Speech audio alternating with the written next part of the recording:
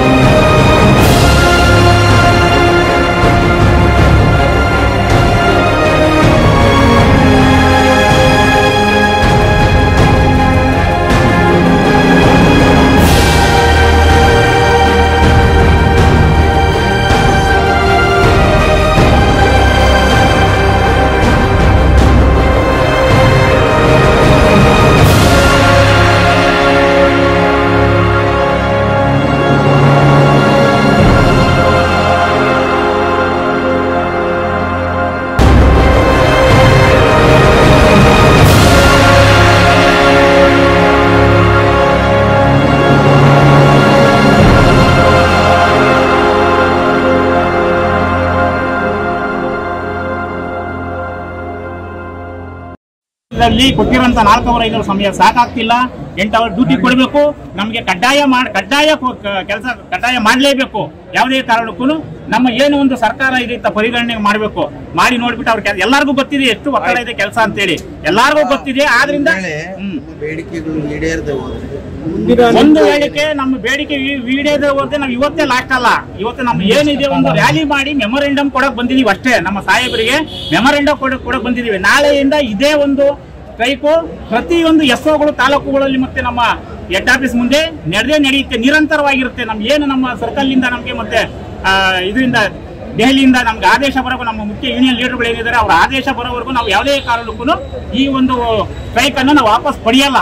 ಈ ಸರಿ ನಾವು ನಿಶ್ಚಿತವಾಗಿ ಏನಾದ್ರೂ ಒಂದು ಪಡ್ಕೊಳ್ಳೇಬೇಕು ಅಂತ ನಮ್ಮ ನಿರಂತರ ಹೋರಾಟ. ನಿರಂತರವಾಗಿ ನಾವು ಯಾವುದೇ ಕಾರಣಕ್ಕೂ ಕರ್ತವ್ಯಕ್ಕೆ ಹಾಜರಾಗಲ್ಲ, ಯಾವುದೇ ಕಾರಣಕ್ಕೂ ಕರ್ತವ್ಯಕ್ಕೆ ಹಾಜರಾಗಲ್ಲ. ನಮ್ಮ ಹೋರಾಟ ಸದಾ ನಿರಂತರ ಇರ್ತದೆ. ನಮ್ಮ ಸರ್ಕಲ್ ಲೆವೆಲ್ ಅಲ್ಲಿ ನಮ್ಗೆ ಆದೇಶ ಬರೋವರೆಗೂ ನಾವು ಹೋರಾಟ ಮಾಡೇ ಮಾಡ್ತೀವಿ. ಮನವಿಯನ್ನು ನಾನು ಇವತ್ತು ಪಡೆದಿದ್ದೇನೆ. ಇದನ್ನ ನಾನು ನಮ್ಮ ಹೈಯರ್ ಅಥಾರಿಟೀಸ್ಗೆ ಕಳಿಸ್ಕೊಡ್ತಾ ಇದ್ದೀನಿ. ನೀವೆಲ್ಲರೂ ಶಾಂತರಾಗಿ ಇಷ್ಟು ಚೆನ್ನಾಗಿ ಶಾಂತ ಚಿತ್ತದಿಂದ ಇಲ್ಲಿ ನೀವು ಮುಷ್ಕರವನ್ನು ನಡೆಸಿದ್ದೀರಾ. ನಿಮ್ಮೆಲ್ಲರಿಗೂ ಧನ್ಯವಾದಗಳನ್ನು ಹೇಳ್ತಾ, ನಿಮ್ಮ ನೋವಿಗೆ ನನ್ನ ಸ್ಪಂದನೆ ಇದೆ ಖಂಡಿತ. ನಾನು ನಿಮ್ಮ ಮುಂದಿನ ಬೇಡಿಕೆಗಳು ಏನಾದರೂ ಇದ್ರೆ ನನ್ನ ಲೆವೆಲ್ ಅಲ್ಲಿ ಆಗ್ತಕ್ಕಂಥದ್ದನ್ನ ನಾನು ಇಲ್ಲಿ ಬಗೆಹರಿಸಿಕೊಡ್ತೀನಿ.